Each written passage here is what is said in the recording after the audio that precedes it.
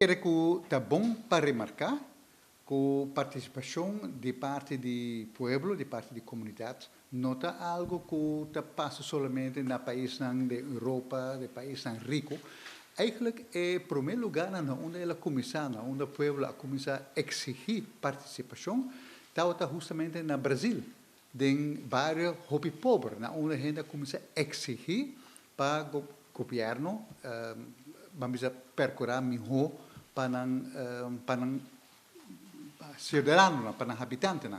Então, não a exigir uma participação em toma de decisão que realmente se trata de não placa também com esse word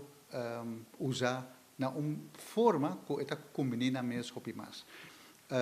Me quero que é bom também, se é algo que matriz dilante, se que o governo tempo de formação, como isso o governo já acaba a demonstrar que ele não tem capacidade de solucionar o problema que tem dentro da comunidade, tem mais expertise, para sobre tem mais gente que por motivo de mal reputação de partido político, não que forma parte do partido político,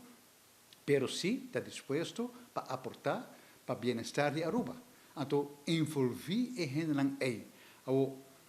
Me quero que um ponto que pode lograr que isso também para ajudar a eliminar o patronagem político. Isso é algo assim importante que o governo mesmo a aceitar a parte aí, tanto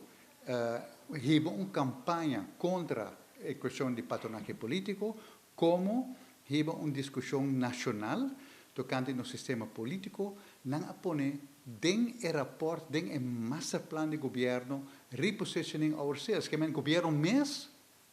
está consciente que a coisa aqui está inevitável para nós. E me espera que não está quieto, que não está lá para a eternidade, mas que realmente está coisa aqui como elemento sumamente importante para término curto. Me quero que algo que é muito importante está hecho que o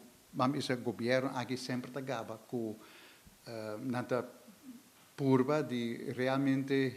não enfoque riba boa governação, riba integridade e riba transparência. Me quero que é bom para que coisa que um tique mais detalhada